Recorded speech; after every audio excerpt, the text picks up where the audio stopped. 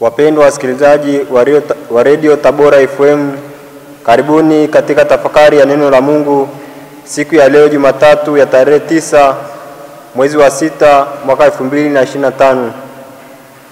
Juma la 10 la kipindi cha mwaka. Masomo yetu ya leo ni kama ifuatavyo. Somo la kwanza linatoka barua ya pili ya Mtume Paulo kwa Korinto, sura ya kwanza, aya ya kwanza hadi ya 7. Na somo la Injili linatoka katika Injili ya Mathayo, sura ya 5, aya ya kwanza hadi ya 12. Karibuni tusikilize somo la Injili takatifu ilivyoandikwa na Mathayo, sura ya 5, aya ya kwanza hadi ya 12.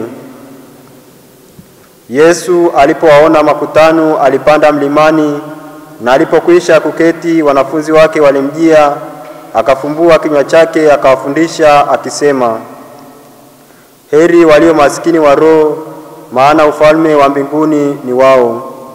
Heri wenye huzuni, maana hao watafarijika. Heri wenye upole, maana hao watairithi nchi. Heri wenye njaa na kiu ya haki, maana hao watashibishwa. Heri wenye rehema, maana hao watapata rehema.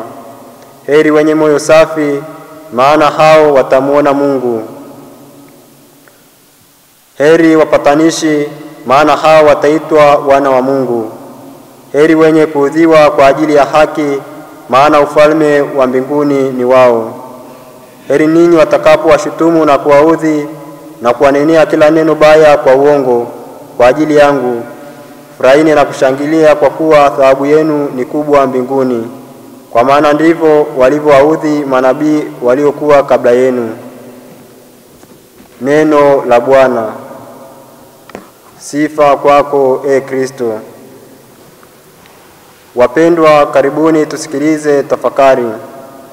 Ndugu zangu katika Kristo, wazo kuu la Injili ya leo ni kuhusu mwongozo wa maisha ya Ukristo ambao anautoa Yesu ili uweze kutusaidia kurithi ufalme wa mbinguni. Heri hizi, kama Yesu anavyotufundisha, zinatualika kuishi namna inayompendeza Mungu ili tuweze kupokea neema za Mungu katika maisha ya sasa, lakini kwa namna ya pekee zaidi katika maisha yajayo ya uzima wa milele. Mafundisho haya ni muhtasari wa maisha ya Ukristo yanayotuelekeza kwenye maisha ya heri, yakionyesha njia ya kweli ya kufikia ufalme wa mbinguni. Yesu ambaye ni mwalimu wetu anatufundisha umaskini wa roho, yaani kuwa tayari kwa hiari yetu kuachana na malimwengu kwa ajili ya ufalme wa Mungu na kujitoa kwa ajili ya huduma takatifu inayotuongoza kuishi maisha ya sadaka. Katika maisha yetu ya Ukristo tunaweza pia kukumbana na mateso kutokana na imani yetu kwa Kristo. Lakini katika mateso hayo yanayotokana na tumaini letu kwa Mungu, tunapata faraja katika yeye ambaye anatupatia nguvu ya kuwa thabiti dhidi ya hasira na kisasi. Yesu anatualika kuwa na kiu ya kufanya mapenzi ya Mungu ili tuweze kuondokana na mambo yote yanayoharibu usafi wa moyo. Kwa namna hiyo tunaweza kuwa na faraja nafsini mwetu na kuishi maisha ya amani katika Kristo.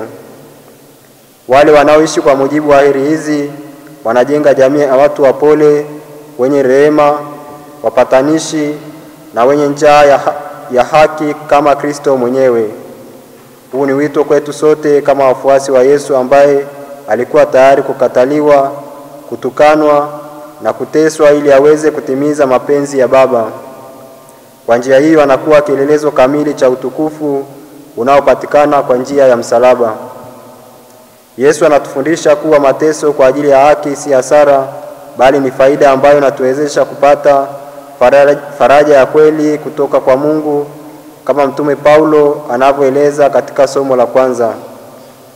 Faraja hiyo tunayopokea kutoka kwa Mungu inatakiwa ituwezeshe kuwasaidia wengine katika maisha yao kwa kuwafariji na kuwasaidia katika dhiki zao. Katika maisha yetu ya sasa ni vema kuzingatia maisha ya heri ambayo atatupeleka kwenye ufalme wa Mungu kwa kufanya mambo yafuatayo. 1. Kuangalia wahitaji, mfano maskini, wagonjwa, wanaoonewa, wazee, yatima na wenye njaa. 2.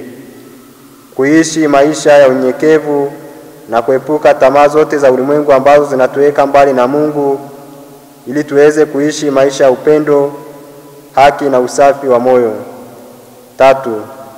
Kuwa tayari kuteseka kwa ajili ya Kristo ili tuweze kufikia ufalme wa Mungu. Tumuombe Mama Bikira Maria, ambaye siku ya leo kanisa pia linafanya kumbukumbu ya Bikira Maria mama wa kanisa, ili atuombee katika hija yetu ya hapa duniani kama kanisa la wasafiri, ili tuweze kurithi ufalme wa mbinguni. Tafakari hii ya neno la Mungu imetolewa kwenu nami Frateri Emmanuel Epafrashayo toka Jimbo Kuu Katoliki la Arusha, ninayesoma masomo ya teolojia mwaka wa 3 katika seminari kuu ya Mtakatifu Paulo Kipalapala iliyoko Jimbo Kuu Katoliki Tabora.